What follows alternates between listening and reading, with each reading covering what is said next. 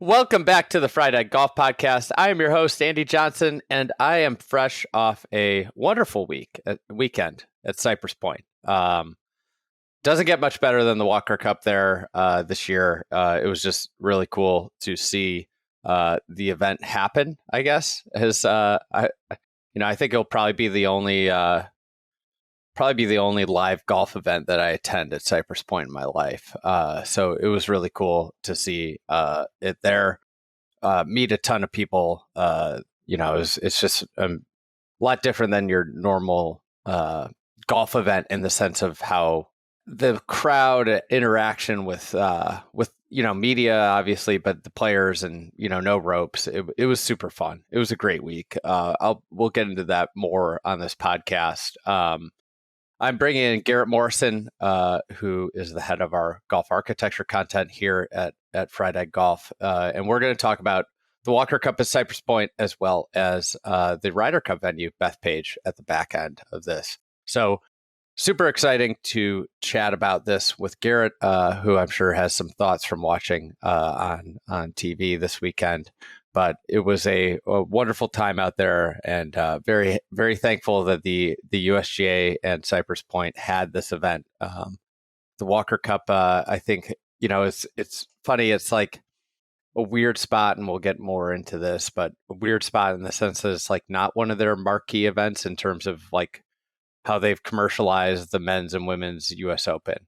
But in terms of quality of venue and players and event and format, it's about as good as it gets in all of golf. So I'm curious. I'm just very interested to see where the Walker Cup goes the next 2 decades. But I'll tell you what, for more than 3 decades, for more than 30 years, this is our partner, Mercedes-Benz. Mercedes-Benz has supported golf around the world, from partnering with the most prestigious major championships, tournaments, and players in the professional game. When it comes to excellence, Mercedes-Benz SUVs deliver an elevated experience behind the wheel. With 4MATIC's impressive all-wheel precision, awe-inspiring MBUX technology, and state-of-the-art acoustics that immerse you in every moment. Just flat-out performance means more in a Mercedes-Benz. If you're interested in discovering what Mercedes-Benz is all about, check out a Mercedes-Benz SUV that's right for you at mbusa.com. Big thanks to Mercedes-Benz and their partnership here this year. Let's get to Garrett Morrison now, and let's talk Cypress Point and Bethpage. Garrett, welcome on. How are you? I'm doing great. How are you doing, Andy? I'm doing all right. I'm kind of like coming down from a very packed weekend. It was. I think you would have loved it. I don't want to rub it in here that you weren't there, but yeah, it was just like, how did that happen? The audience and the crowds there. It was just like it felt like almost like a festival of people that love golf. Yes. So it was a sicko festival for sure. Yeah. In a way, I'm like just like extremely like burnt out, and I feel like toast from conversating with so many people about golf from like sun up to sundown and late into the night all weekend long. But also on a high of really, in terms of cool golf events that I will attend in my life, that is up there. And obviously this year's Masters is up there, but that event, just from the whole where it was being played, they got absolutely stunning weather, and in Cypress Point, just spending three straight days on Cypress Point was just such a pleasure and treat. How did you feel about it with television and watching from home? I thought it went well. I thought the course showed well on TV. I wasn't exactly sure whether it would really come through on TV as well as it did, but they did a pretty good job of portraying what the course looks like. And I think also that if you compare the way the course popped on TV for this Walker Cup to how it looked at the old Crosby's and at the 1981 Walker Cup, I think you gain an appreciation for how well the work that Core and Crenshaw have done in the past several years at Cypress Point has gone.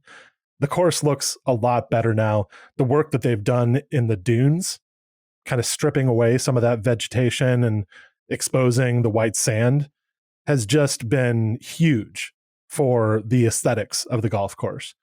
And so I think that's one thing that came through really clearly on TV. The bunker work looks great. The dunes look great. The course pops on TV. And so I was really glad to see that. Yeah, especially with the weather that they got. I will say, a lot of people that I talked to that hadn't been out there in a while mentioned how good the dunes look compared to the last time they were out there. And It's I a think that's massive been difference. an area that they've really focused on in recent years. Yeah, it's a big difference from what I saw when I lived in the area. I lived basically right there for a while, and used to walk by the golf course, look at the golf course all the time. And the way the dunes look now is way different from how they looked 10 years ago. So big kudos to the club, big kudos to the ground staff that has kind of taken care of that. I think they've been working with Earth Sculptures, the contractor. They've done excellent work there, kind of maintaining that that native environment. It just looks great.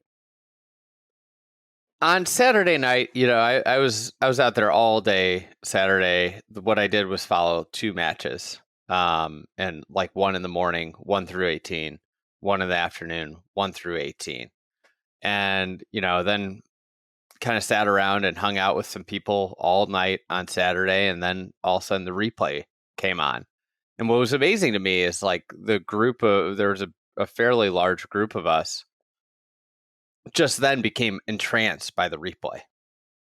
It was all people that had been there that day, and then watching it on TV was truly stunning. I thought the thing that worked really well, and I think I can just imagine just some passerby on Golf Channel that maybe didn't know this event was happening, maybe didn't know a ton about Cypress Point. The drone shots of the peninsula of 15, 16, 17 were unbelievable. And I was, I was out there. Job by Golf Channel. I mean, they did their thing there. Yeah, they did. They had one of the new drones too. Obviously I fly drone occasionally, and I was looking at it. I was close enough to see it. I was like, oh, it's a brand new drone, and it showed like it was so crisp. And I just I found myself when I was out there, but more so almost on TV with those drone shots. This is a golf course I've looked at a million times in my life. When I'm watching this television product, even myself, I can't believe that the course exists, like that golf course is on that land, and how it's just like this coastline, just seemingly when you see it from up high, appears just perfect for golf. That's the thing about Cypress Point, is that it does seem to occupy this realm of fantasy almost. Like if you were to invent a piece of land for a spectacular golf course, this would almost be what you'd invent. You'd have some forest holes, you'd have some dunes holes, and you'd have spectacular cliffs. And you'd say it's unrealistic that you could find a piece of land that has all of those features and puts the designer in a situation where he or she can use all of those features. But that's exactly what happened with Cypress Point and Alistair McKenzie. And it's part of what makes it such a remarkable golf course. Yeah, I mean, the drone shots were awesome in and of themselves. They were beautiful to look at. But there was also a really good directing and production choice that Golf Channel made, which was when the matches got to the 14th green and were transitioning away from the 14th green, Golf Channel made a choice to basically stop the flow of their coverage and have that drone follow the group from the 14th green to the 15th tee. The announcers went silent. and just allowed the imagery to do the work. And it was one of the few moments, aside from maybe when somebody wins the Masters, like Tiger or Rory wins the Masters, and they have that wonderful walk that everybody loves from the 18th green to the scoring area. One of the few moments in a golf telecast that I can remember when everything was silent for a minute and you were just being asked to look at the golf course and to observe how incredible that walk from the 14th green to the 15th tee is. And obviously there is something special about that green to tee transition, something unique about it that can't be replicated by telecasts of other tournaments. But it made me think about how this could be a way that a tournament broadcast could show a golf course to an audience. Just take a break every once in a while and have a drone kind of follow the route of the golf course and show some of the features, because it really gives you a vivid sense of what the course is like. And it's something that they can do now because they can incorporate these drones into their array of cameras. So I just wish that we saw this more. We had more of these kind of moments of reflection when we aren't seeing golf shots. We aren't going from putt to putt to putt to putt.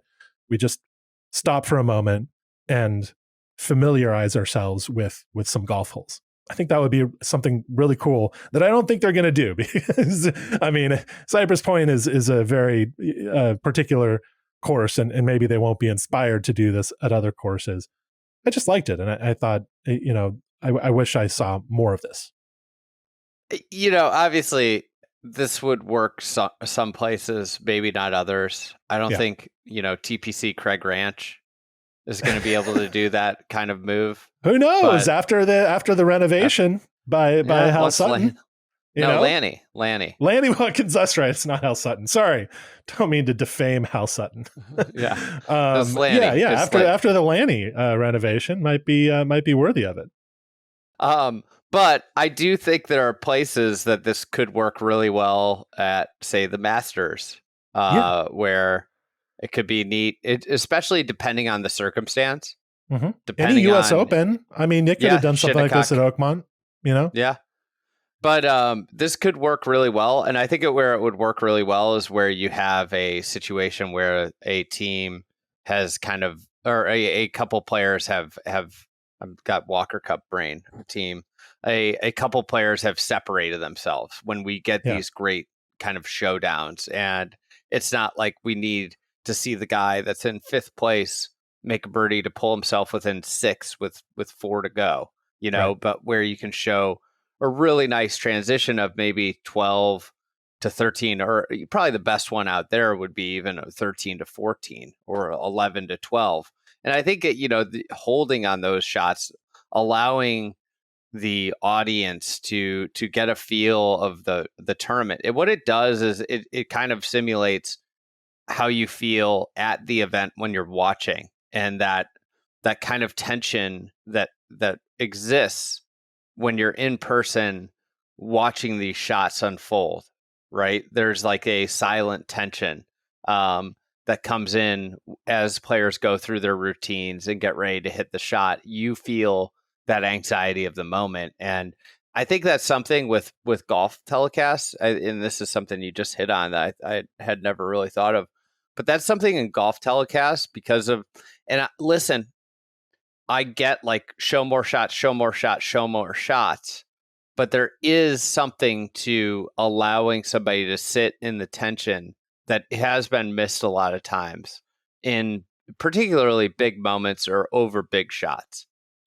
100%. It's just proper storytelling. Yes, it does convey the feeling of being at a tournament. When you're at a tournament, there are a lot of silent moments. When you're playing golf, there are a lot of silent moments. And so it would give the feeling of an actual golf round or watching an actual golf round. But more than that, proper storytelling involves an ebb and flow of tension. Sometimes there is slackening tension. Sometimes there needs to be a moment of silence or kind of low activity. And Cypress Point embodies this principle of storytelling itself, because within that golf course, you have moments of low tension and moments of high tension and high excitement. So Mackenzie was aware of this storytelling principle and incorporated it into his ideas for Cypress Point.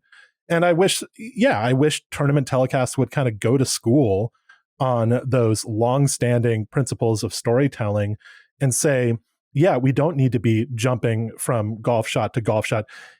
I think when golf fans say that they want to see a lot of golf shots, that they're not actually saying we want as many golf shots as possible to be packed into as little time as possible. I think they're saying we want fewer commercials and we want fewer CEO interviews. We want less irrelevant stuff. We want less non-golf stuff. We want the golf to be the star.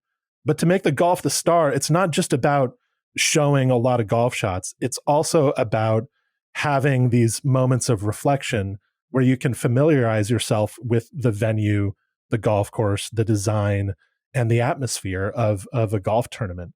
And yeah, I crave that kind of stuff. I would definitely like fewer golf shots in most tournament telecasts and more focus on telling the story of a golf tournament. Be selective, be smart about what you're showing.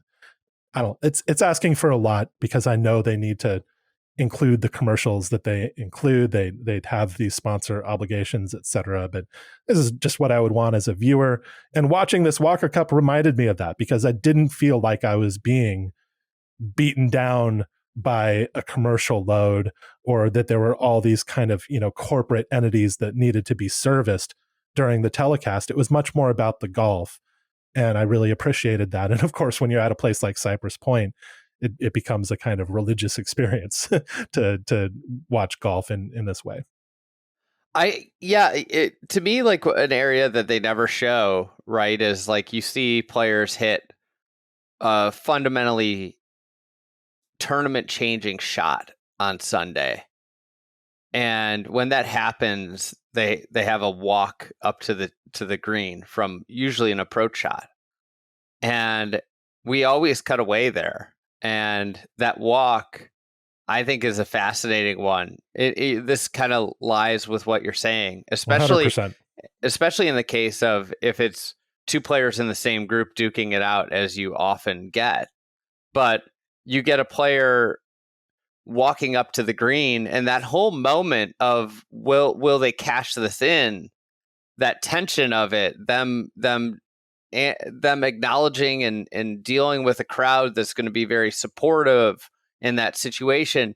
These are all like things that when I go to tournaments, you like kind of watch and feel. I think, like, for me, one of the things I took away from this week is like, just, match play obviously is a phenomenal thing to watch, but just to watch the ebb and flow and the in between shots mannerisms of players, particularly young players, that some of them show their emotions a little bit more than you get on PGA Tour, because they're younger and they're feeling more things and they haven't less dealt refined with these things as much. Less standardized. It was It's less standardized golf. It was fascinating to watch how, like, these you could see players' tempos and pre-shot routines like kind of differing from shot to shot based off of circumstances, and I think that's something with the PGA Tour you start to like you get blind or almost oblivious to, because these guys get just so good at refining their process, and can like you talk to these sports psychologists and tour pro and coaches, and they talk about how you just try, these guys practice routines now where they practice how they get into a ball, and you're watching these matches, and depending on the moments, like, you see guys just going faster or slower, and it's one of those, and I know we're talking really nitty gritty here about golf, but I think it's one of the things that makes the game really beautiful, and it's so hard to convey through a TV. But I think one of the I guess things that I took away, and I think you hit on this a little bit, is just how pure of a golf event this is. This is golf. The Walker Cup's like golf 401, and the wonderful nature. And I don't, some of the broadcasts did not live up to this. I think some of the broadcast crew, just frankly didn't do their homework, but anyways, this high level of golf is what we should be conveying more often, because it is not dumbing down golf provides such a sophisticated and wonderful product that people are just going to love. And when people love stuff, other people become interested in it. Yes. Yeah. People are attracted to passion. They want to find out more about it. And yeah, it's kind of an indication of where we are, that feels so rare in professional golf these days, that the focus so rarely seems to be on a passion for golf. But there's really there's no financial reason for the Walker Cup to exist. I think it exists for the love of the game primarily. It's not completely altruistic or anything. It's certainly people paid to be on site, and it's probably a good branding exercise for the USGA, et cetera, et cetera. But at the core of it, the main reason that it exists is the love of the game, and that's always something that's fun to be part of and inspirational to be part of. So Andy, you were actually on site here. We've talked a bit about the broadcast experience, the at home experience. I'm really curious about some of your on-site observations. Was there anything new that you found out about the golf course seeing these guys play it?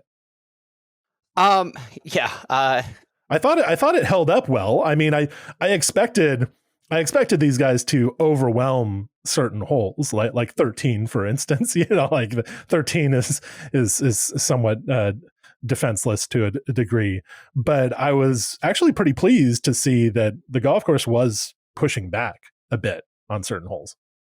I kind of walked away with, I think that this event more pushed like anybody that watched this event, we need a ball rollback. We need just a general equipment rollback would be my general thought. Yeah. Many of the hazards of Cypress Point were just being bypassed by just hitting it over them. I was watching the Niall Shields Donegan Jacob Medleski match on Saturday afternoon. Medleski, he really moves the ball, and on 12, par 4, and anybody that's played there, like that right side's just sneaky. It just eats golf balls. It's kind of a tricky tee shot. You just feel like you can hit it right and cover this like sandy area, but it just seemingly like if you don't play pretty conservative off that tee, that right side will just swallow golf balls. And on Saturday, Medleski just gets up. You could tell he's going to put a little extra into this one, and he just hits it over everything. And he's left with like 50, 60 yards into that green, and it's like, oh well, I guess it's pretty simple when you can do that. And I think like that would be the thing to me that as great as it was to watch the golf out there, there wasn't much wind, and I don't think the golf course has a lot of strategy at 6,600 yards with how far these guys hit the ball. There were not decisions being made on any par 5, whether they were long par 4s or par 5s, because they converted them. Unless it was, should I pull my 56 or my 60? Yeah, you watch like a great hole like 5 where and I think like this is the point of the rollback is I don't think I'm necessarily a short hitter. I would be short by PGA Tour standards, but I think about the way I play 5, and I have to kind of like bend it around a cross bunker that cuts in, and I have to get on that tee, and I got to hit a draw on that hole. And if I could hit a draw, it's such a fun tee shot because it kind of banks around this bunker that cuts in from the left on a diagonal. Yeah. And you're watching these kids just all just hit it right over the bunker, and they end up down in the valley. And then they had got a relatively short iron, like 8 irons and such, into a green that's really cool. It's up on a ridge, but when you're hitting an 8 iron in, it just mutes so much of the interest of that. And there was no thoughts of any sorts of layup on that hole. I didn't watch every layup match is so interesting there too. Yeah. That's the problem. It's such a nuanced layup on that par 5, because you can kind of be close to the cross bunkers, get just over the cross bunkers and be up high. Or if you go farther past the cross bunkers, you'll be closer to the green, but you'll be down in this gully. And so there are a number of different options on how to play that layup. There's also kind of right and left options as well. And just for that to be bypassed entirely and to have the whole play as a par 4 is a bummer. Yeah, and it's like even more so like a hole like 2, which is a longer par 5. It was just everybody's going for the green, even whether you were in position or out of position. And then that layup, there's some interesting bunkers in the layup area, but it didn't matter because they're just hitting it past it. So I think like one of the things for me was just, and I think it was very intentional with Cypress Point. They wanted to say, we did not build any back tees for this event. You're coming and you're playing the golf course as is. And one of the things that happened because they did that was it illuminated the massive distance issue in the sport of golf, where, that stretch of holes really like 11. Cypress Point, it punched back into places, but holes 11, 12, 13 are very challenging. Is a very really 11 through 14 is a very challenging stretch of holes out there. But 11, they're hitting short irons into. It's a, maybe even wedges into. It's a 470-yard par 4. 12, they're hitting little flip wedges into. 13's flip wedge. And then 14, because of the trees, force them to hit, a shot of consequence in terms of like an 8 iron into a green that repels in all ways. But, that stretch of golf, outside of 16, there was no spot on the golf course that had these like huge moments of consequence. And that's because they were hitting such short clubs into them. Yeah. I guess I had low expectations for how Cypress Point would hold up in this tournament, because I'm aware of how far these guys hit the ball.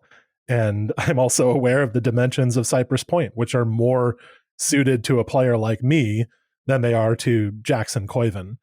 So I was at least pleased to see, at least from home, that there were challenging shots out there, that the greens were giving these guys fits in some places. And if they missed in the wrong place, they ended up in these native areas that had a lot of unpredictability. The dunesy areas at Cypress, we talked about earlier, how they've been cleared out recently. And I think that has enhanced the chanciness of them. There's a little bit of Pinehurst there, where sometimes you can end up in a patch of ice plant, or you can end up in some weird native grasses, or you can just get a weird beachy lie in the sand, and you're in a lot of trouble. You can't properly get the club on the ball. And then the cypress trees themselves, if you miss on 14 or on 18, cypress trees are not a fun type of tree to hit a golf ball out of. You got to worry about them getting stuck. You got to worry about injury. Probably there are all these like low branches and just, gnarly twisted sort of forms that again provide unpredictability. And so I liked seeing some of that. I liked that the course was seeming to provide at least some interesting scenarios for these guys. But if you look at the design intent of especially the bunkering at Cypress Point, which bunkers Mackenzie really meant to factor into tee shots, then you can see that those have clearly become irrelevant for players of this kind. And really the bunkers that are affecting their decision making off the tee are often bunkers that were meant to guard against second shots. And so, things have just gotten ridiculous and out of control, obviously. I will say, like, one of the things that I didn't, I think gets lost because of the land and the setting of Cypress Point, that showed out great was just how good the greens are and how interesting the greens at Cypress Point are. Yeah. And they get totally overshadowed by everything else it has. You rarely hear people say, Cypress Point, that's a great set of greens, but they really are a spectacular set of greens that have a lot of variety. They have some wild greens. One that kind of just kept catching my eye when I walked by it that, I never had given too much thought to was like the 10th green, a hole in the middle of the routing that, doesn't get talked about a lot. But then you look at that green, you could just sit there and stare at it, and then they have just some greens that rely on tilt that are really, really fantastic greens. And especially coupled with the firmness that they were able to get, because obviously, we got rain today, which was very shocking in September, but there hasn't been rain since April. So it just provided an unbelievable opportunity to present a really firm surface that really rewarded great strikes and great shots. It's good that it was firm. It's not always a guarantee on the Monterey Peninsula. All in summer, I think it had very little chance of not being firm. End of summer is definitely the best time. And I always kind of wonder what it would be like to have a big tournament at Pebble Beach in August or September. I think that would be a very different kind of golf course than the one that we see in February or even June for the U.S. Open. Yeah, I was joking with somebody from the Pebble Beach company about how they just need to convince the USGA to move the U.S. Open to September. Yeah, that's kind of what we're relying on with a U.S. Open at Pebble Beach every 5 years for the next 50 years. But in any case, back to Cypress. The greens are incredible, partly because they are original. Those greens have not been rebuilt. They don't have the precision air underneath them. These are original push-up Alistair McKenzie greens. And part of what that means is that a lot of them are a lot more tilted than any modern architect would build. The fourth green, for instance, you just wouldn't almost build over that the top green at the speeds. Exactly. It's it is pushing it. Those greens were obviously built to stimp at far slower rates than are expected now out of an elite golf course. But the result is when you bring in some of the most talented golfers in the world, you can turn up the speeds a little bit on these greens, and they push back quite a bit. So yeah, that was always good to see. One small thing that I was curious about, Andy, because we didn't see this much on the telecast, but it's just like a really particular curiosity I have about one hole at Cypress, and that's the 8th hole. Part of what makes the design of the 8th hole really interesting is that it's a split level fairway. So the fairway kind of sits on a diagonal in relation to the tee, and a dune ridge runs diagonally across the tee shot. And the part of the fairway that is closest to the tee is high up, and then the rest of the fairway is low. And you're hitting an approach into a tremendously elevated and very severely contoured green. And so being up on that higher portion of the fairway is a big advantage. But in order to get there, you really have to challenge that dune ridge and trust your shot, because it is completely blind to that portion of the fairway hitting over the dunes. It's also like a pretty narrow section of the fairway, so it's hard to even hold. But I was wondering if you saw any shots that ended up on that higher portion of the fairway. Is that even is that something that they were looking to do? I think they were trying to. And then you saw like the part of that, is you want to get up on that ridge, and the worst place, maybe the worst miss outside of the ocean at Cypress Point is missing right on 8 off the tee it Yeah. is effectively you are Not chipping nice. out. Yeah. And you're just hoping you can get the ball to the fairway from that spot. So I saw some players do that, and then I saw a good number of players miss right into that. I think a lot of players were content to be very, very conservative on that hole, and they just were going to take their 150-yard shot uphill into the green and just not mess around with that and not do something silly, knowing, hey, I can hit one of these shots in there close. I think what would have been really interesting is, and enhance the tournament. One of the big things that it was missing was just breeze. If we could have gotten a good breeze and 8 was all of a sudden playing into the wind, that shot, that very conservative tee shot, is a lot less appetizing when you're hitting 150 yards into like a 20 mile an hour wind up 50, what plays up like 10 to 15 yards. If you got these guys all of a sudden having to hit 7s and 6 irons into that green instead of 9s or pitching wedges, I think that they would have wanted to challenge it even more. Okay. Yeah. So that, the wind was the one thing that just didn't show up. And I think like that's the one thing that I wish we would have seen, because particularly, you young players, you tend to see them struggle a little bit more in the wind, and then the course would have presented probably a lot more teeth. But one of my other big takeaways was just, I don't think the recipe for golf is that hard. To me, team match play at great golf courses is a pretty unbeatable recipe. And, at this point, the only real, consistent version of this is at the Walker Cup or the Curtis Cup. Yeah. Yeah, because the Ryder Cup, in terms of televised intentionally golf goes to bad golf courses for the most part.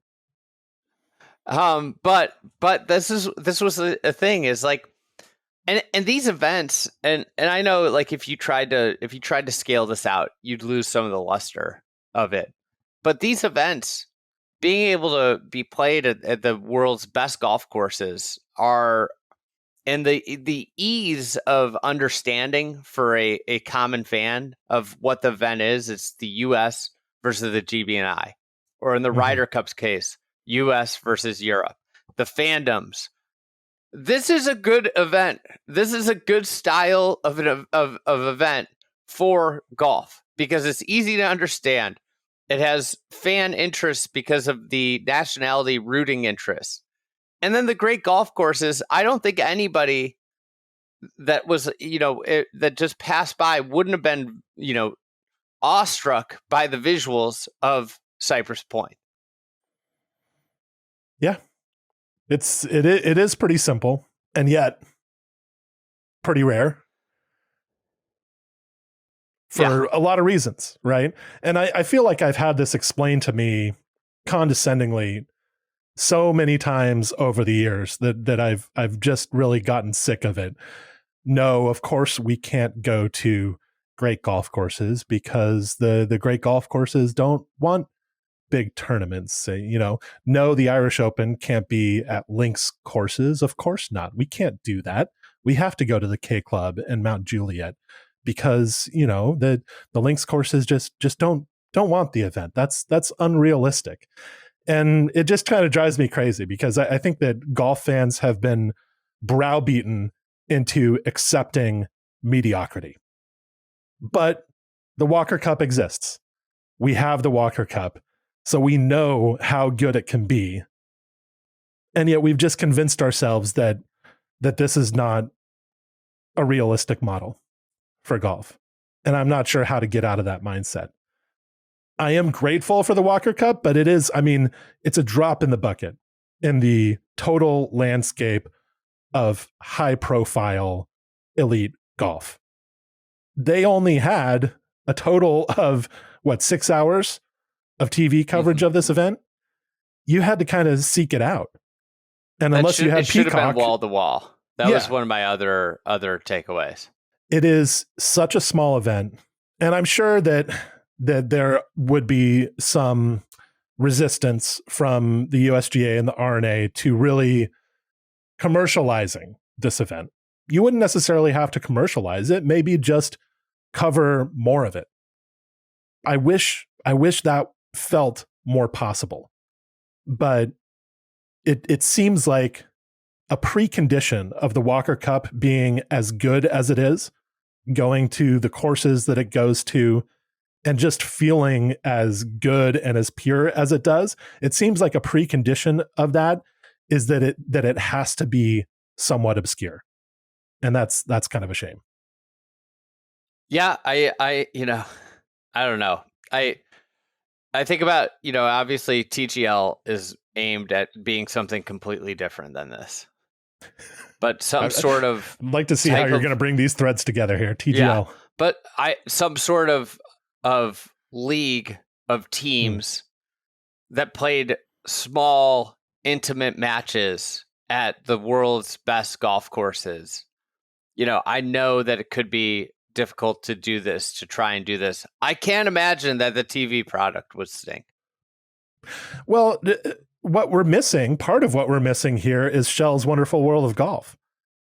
That doesn't really have the team component that you're looking for, but you could have some sort of nationality angle come into play with some matches. Maybe you have a foursomes match or something like that. But that was Shell's Wonderful World of Golf was a great combination of these kind of small, intimate matches driven by personality made into a workable TV product. But nobody's been able to recapture the magic of that program. Obviously, it went away in the 90s. So, it just hasn't survived or resurfaced any time in recent history. But something like that would be a wonderful addition to the competitive golf landscape. I think the hard thing with this, and I want to provide the counterpoint to what I just laid out, is that golf, the commercial side of golf, has almost become too big for a great golf product. And when you think about Shell's Wonderful World of Golf, I would love to see it come back. My biggest fear of it coming back would be then and I think probably the reality is that the course selection would be dictated by who pays to be a golf course. Well, just turn into the match, right? Isn't the match is like our current version of that, but of course it's nowhere close. And it becomes in the match is just this huge cash. It's just this huge commercial operation, which then basically makes it so hard to have a great golf product when you have a huge commercialization. And I don't want to be naive and act like it takes no money to put these things on. But I just think I would just love for somebody to take a long range view of this and say, if I make a great golf product, the payoff might not be day one and it might not be year one. But if I make a great golf product, eventually there will be a bigger payoff than just making these golf products that seemingly nobody asks for. And the Walker Cups, this version of golf, especially with modern television, modern capabilities, and we saw Golf Channel put out their, I think probably about a C effort, but just because of the product that they were televising, and when I say the product they were televising, the golf course, the players, and the format, this event, like you're watching it and you're mesmerized like unlike almost any other event on the calendar all year. And I just I guess that's my biggest gripe with Shell's Wonderful World. If it comes back, it will be killed by commercialization before it ever starts. And that's maybe a very negative viewpoint on the subject, but it feels to me like executives in golf cannot get out of their own way with ruining something. And like the Walker Cup, in a way, the USGA, I think they're confused about what they should do with it because of the lack of commercial success that it has in an organization that's become much more focused on commercialization, Yeah. on top of many other things that they do. I think it's confusing for them as to what it should do, but it also might be the best golf product that they own. It's tremendous for their brand as an organization and the RNA's brand as an organization to have this event in their roster. And I think they should just see it as this tournament represents us well and makes our rhetoric that we are about preserving and defending and enriching the game of golf seem legitimate. Because if all you have as your, you know, your big products in the world of golf are the US Opens, then that rhetoric is going to seem false. It's going to seem like you are primarily a commercial organization rather than one that is genuinely interested in the future of golf. But if you're the organization or one of the organizations behind the Walker Cup, then people might actually believe you when you say you care about golf. And I do believe that the USGA cares about golf. I really do think that the people in charge love this event and are devoted to the form of golf that it represents. And it's because of their efforts that this tournament has gone to such a great array of courses over the past century. And so all credit to them for propping this event up and keeping it going. But it should be, I hope there's not any doubt in the organization that this is an important thing to keep going. Yeah, I would echo your thoughts on the USGA loving golf. I think that's very evident with some of the decisions they've made. And I think just in terms of, you spend time with them at an event like this, it's clear. You can see it on their faces how excited they are about the event. And I think that was it was a great week there. I want to talk a little bit about Bethpage too. Do you have any parting thoughts on Cypress that you want to get out? It was a wonderful weekend. Yeah, I hope everybody enjoyed it. It was really a time to kind of sit and soak it in and enjoy a great golf course, a super rare opportunity. If you think about how the last Walker Cup there was 44 years ago, that is a long, long time ago, and it might be last Crosby was 35.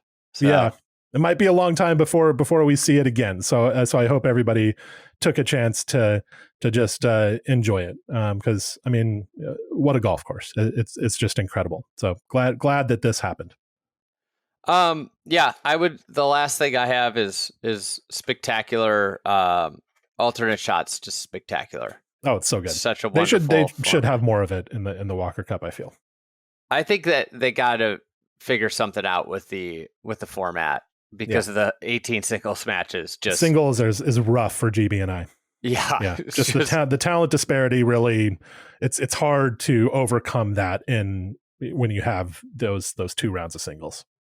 All right, before we get to Bethpage, let's talk about one of our partners, Best Day Brewing. I actually enjoyed some Best Day this weekend. It was a great way. I needed to manage my energy over the course of the weekend. I had a lot going on, a lot of conversation, and one of the things I didn't want to do was kind of be worse for the wear on a morning and miss out on some of the wonderful experience that I had. And I think, Best Day, I've really grown to enjoy this because it is a opportunity. It is a non-alcoholic beer that is quite good. It is like basically your craft beer that's a non-alcoholic beer.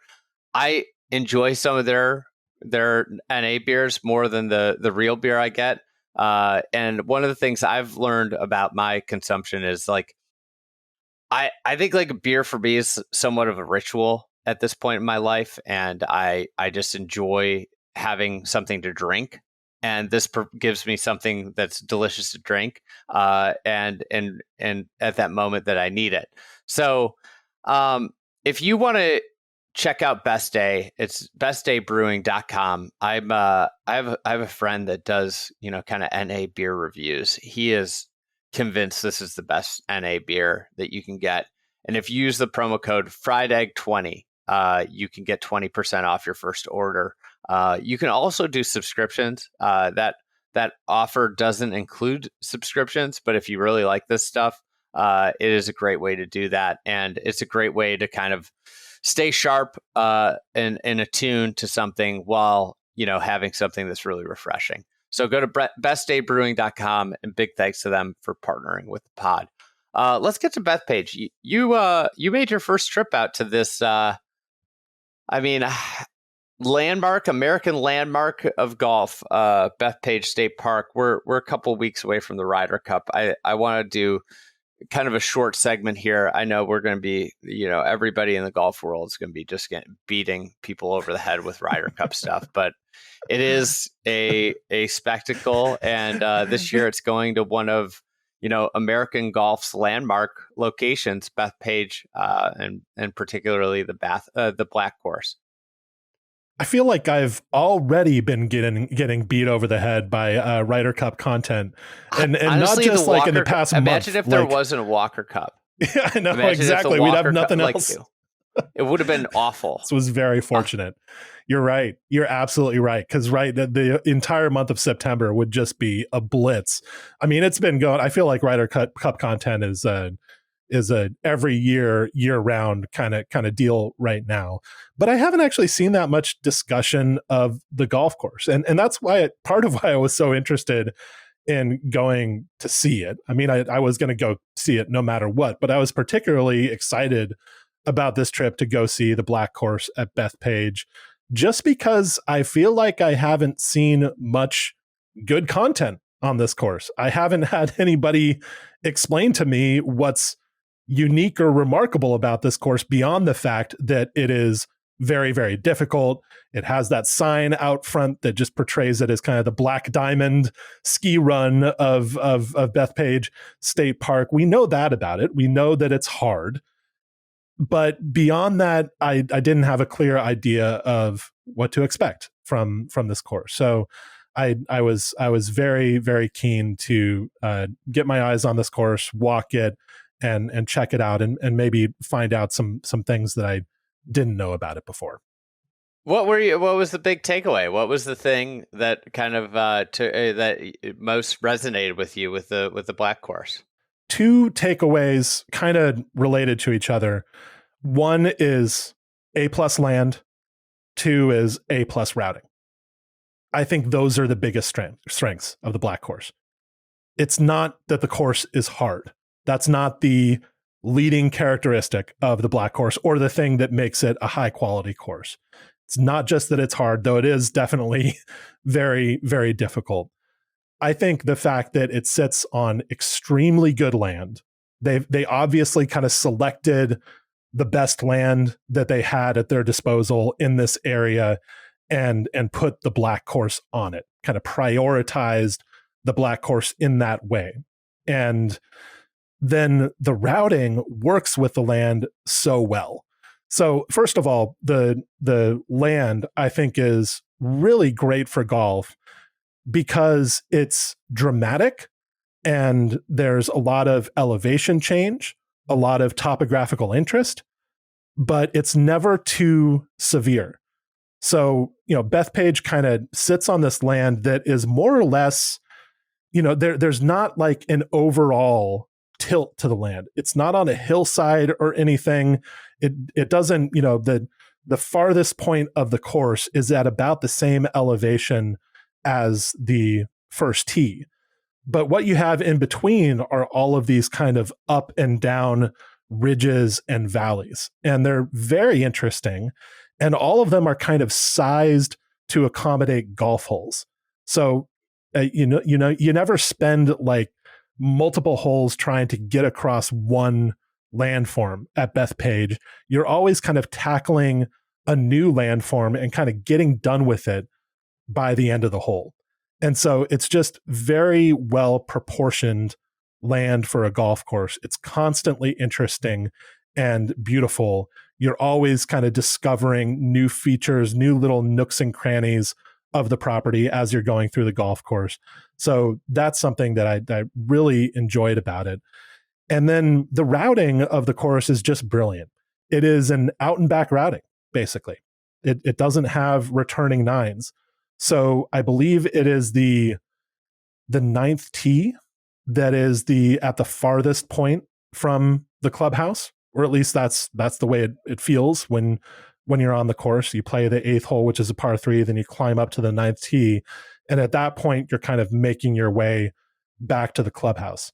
And so it is very much an out and back concept. And part of what this does is that it makes you feel like you're taking a journey into the wilderness and you're being tested by this golf course. And then you come back out, presumably in an altered state, right? Changed by the experience. And that to me is the true theme of the golf course. This golf course is a test of golfing skill. It's a test of courage and mettle. It's a test of what you've got internally, right? And in order to get tested, you plunge into the wilderness and then you come back out. And when you come back out, basically the course kind of crosses a road to get into its the course section of it. So you play the first hole, then you cross a road, and you play holes 2 through 14. You cross back over the road and play 15, 16, 17, and 18 in an area that is closer to the clubhouse. When you come back into this area near the clubhouse and you play those last 4 holes, you feel like you're in an arena.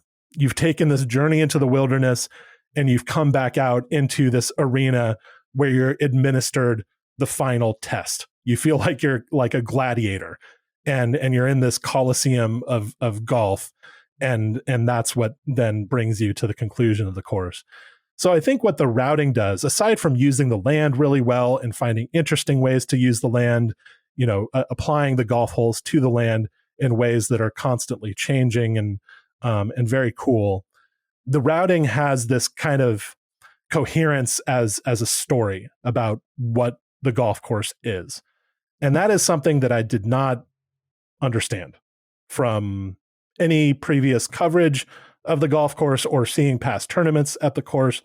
That's something you can only really feel when you walk this course. So I think those are the things that make Bethpage great. It's the A+ land, A+ routing. Those are super strong when it comes to this course. Yeah, I would say that in terms, I don't love a lot of like the grassing decisions there in terms fairways of are way too narrow. What I mean is like Yeah. the fairway lines that, they could be wider.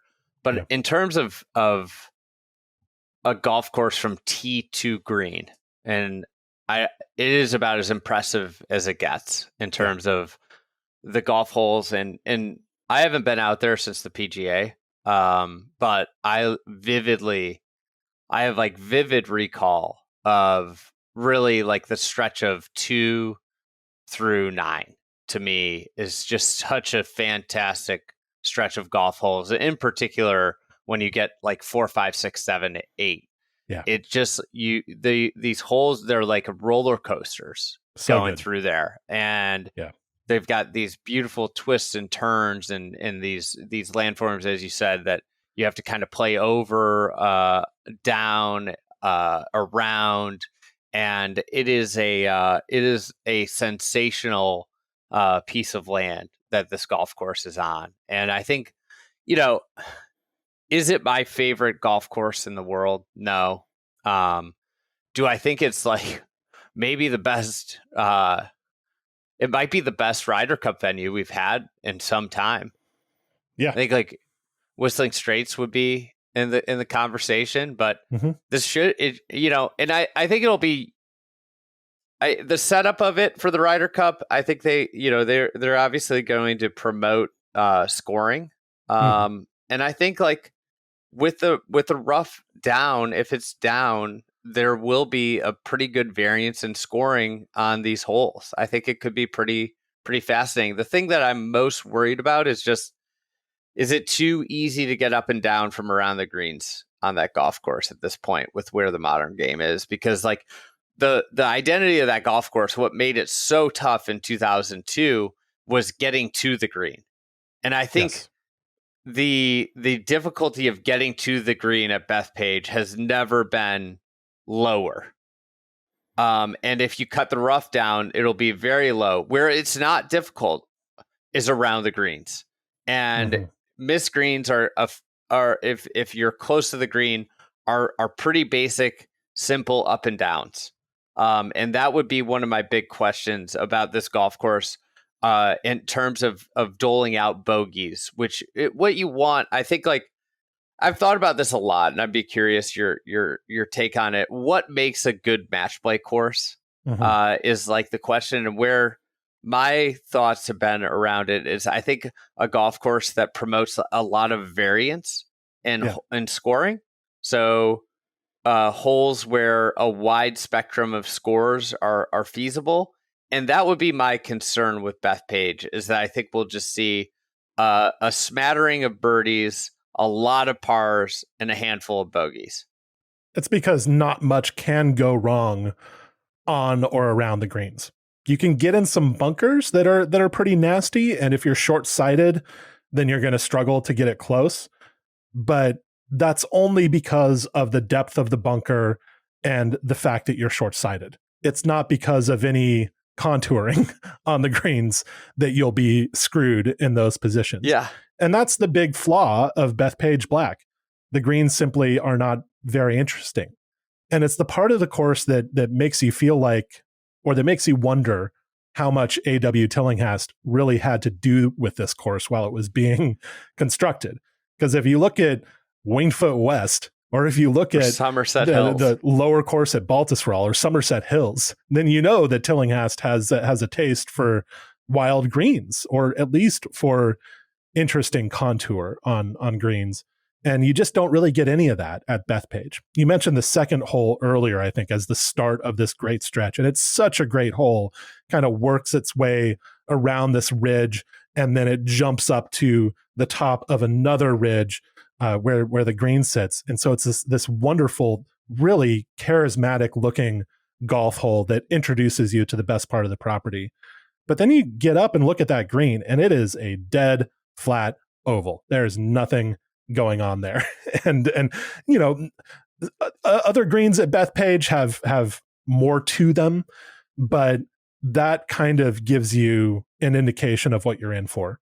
Really interesting golf holes, tee to green, and some greens that are just a little bit disappointing.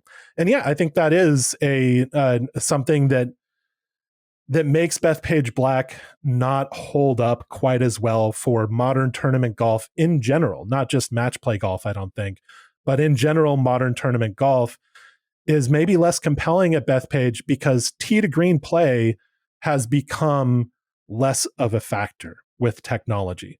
More and more people have been able to master the tee to green game.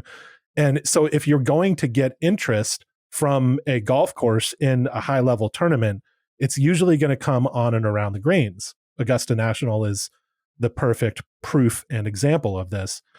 And the Black course just doesn't offer that right now. And so I think that it's not just match play where that's going to be a limiting factor for the interest that Bethpage Black can produce. I think it's pretty much any modern tournament at Bethpage is going to have this governor on it.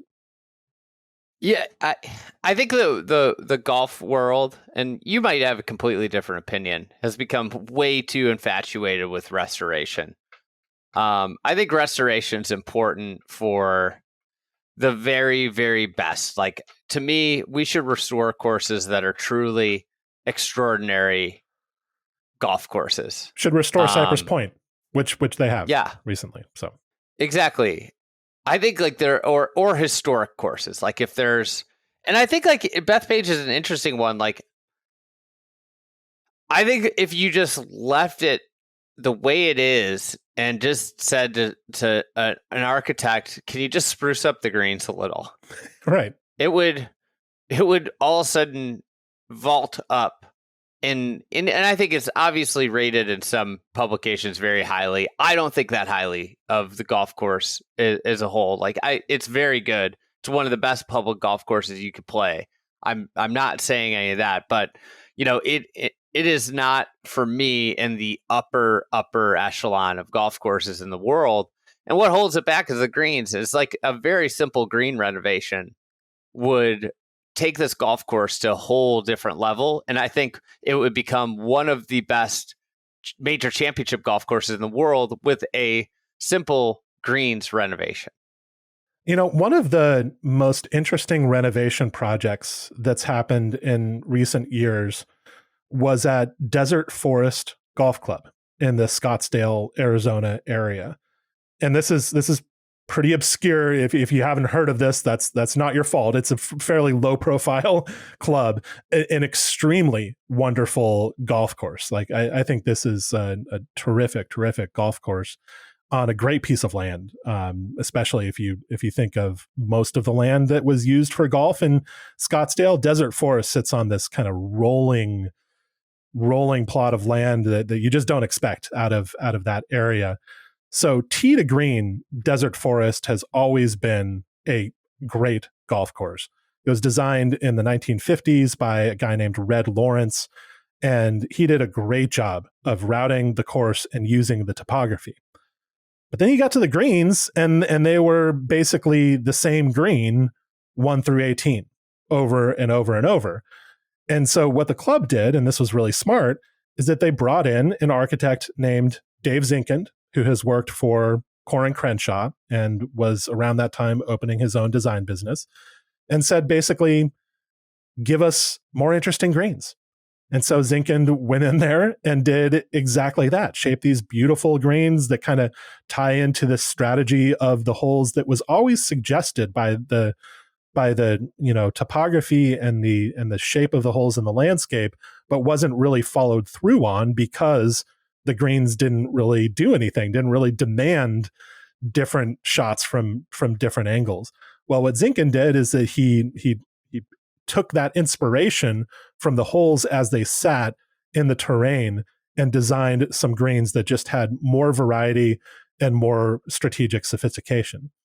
And I think that kind of move at Bethpage Black would be very, very intelligent as an approach to renovation. But it would be hard to do because it's such a high profile golf course.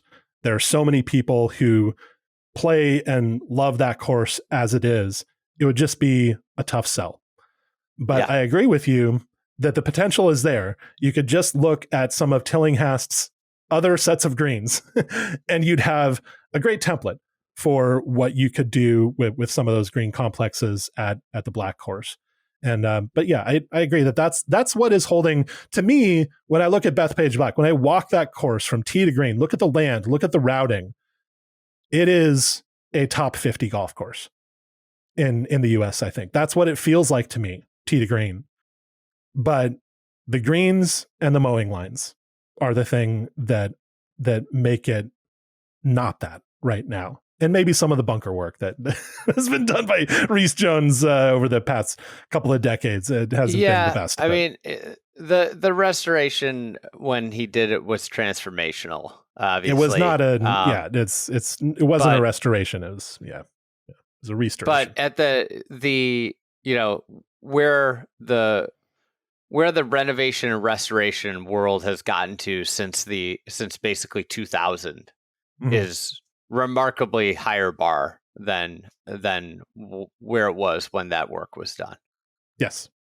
Absolutely. Real quick, what's one hole that you're particularly keen to watch in the Ryder Cup?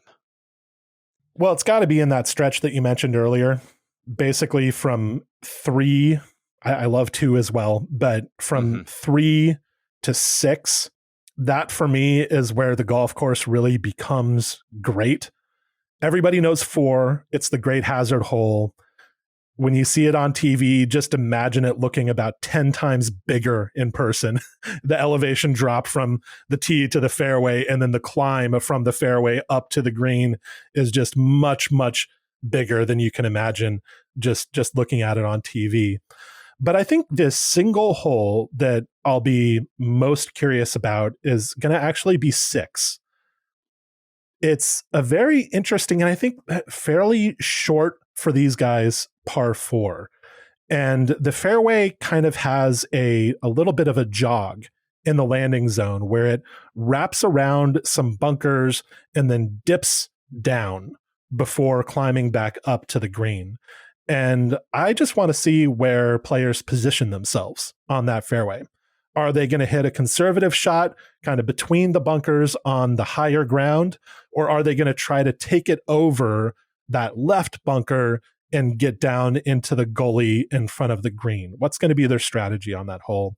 They're probably going to hit it into the gully. I mean, that's probably what they're going to do. But I think it's a cool golf hole, and I'm looking forward to seeing some of the strategic dynamics there. I just got a message from producer PJ. Yes, justice for 6 rules. So that has the stamp of approval from the Long Island guy. Happy Long Island public golfer PJ for the vote on 6. I'm actually kind of interested. I don't know if you saw this when you were out there. What the grandstands. I think just like a cool part of the course is 10 and 11. The back-to-back par 4s that share that. Because that's sort of like the gathering point of the back bunkers. 9. Yeah. And I love that like kind of like center of energy. I remember fondly watching a lot of golf back there during the PGA, and to me that's one area that I'm keen to watch. And I think like if you get a couple groups on that hole, those holes at the same time with all the fans, it's going to be just like a very cool atmosphere. And I think those holes are somewhat interesting from tee to green. They're obviously fairly penal with the amount of bunkers that are on them. And it could dole out some penalty if you get in the wrong spot on them in the match play. But obviously then the close will be electric when you get back over the road, and the closing couple holes there are such a great setting really for the close of a tournament. I think it's going to be so intense and cool in the Ryder Cup. Just that whole natural amphitheater around the 15th, 16th, and 17th holes.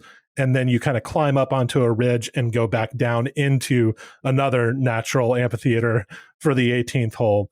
It's going to be great. But yeah, you shouted out the 10th and 11th holes. Specifically, sitting in the grandstand behind the 11th green would be a great spot because you can see the tee shots on the 10th hole. You can see play on the 11th hole. And you can also see play on the 9th hole because that green sits right in that kind of collection area. And the 9th hole is a very cool dogleg left par 4 with some great wavy topography in the landing zone for drives, or you can cut the corner and get up to higher ground. I think that's a very fun golf hole. But one thing specifically I wanted to mention about 10 and 11 is that those two fairways have actually been widened. We're getting wider fairways there. Yeah. Awesome. Previously, those bunkers that you're talking about between the holes, kind of the penal bunkers that flank those holes up and down, previously those were very much marooned in the rough. Recently, they have expanded the fairways out to the bunkers because they discovered that, of course, we want balls actually going in the bunkers, and not getting held up by the rough. So I think those holes will be much improved because of that work. Awesome. Well, look forward to chatting more about Bethpage in the lead up to the Ryder Cup. But Garrett, thank you for joining me. People can find your golf course thoughts in greater detail on your podcast, Designing Golf. It's been fun to watch that podcast grow over the course of the year. You're getting close to a year into it, so congratulations on that. And we will talk to you soon. But big thanks to you guys for listening, and big thanks to PJ Clark for editing and producing this podcast. We'll be back next week. I don't know what we're going to do next week yet. I kind of want to zig probably from Ryder Cup, but we may zag right back into that Ryder Cup traffic. And then we'll be back, of course, the following week with our Ryder Cup preview and on the grounds there. But we'll be back. Thanks for listening, and I hope you guys enjoyed the weekend of golf at the Walker Cup.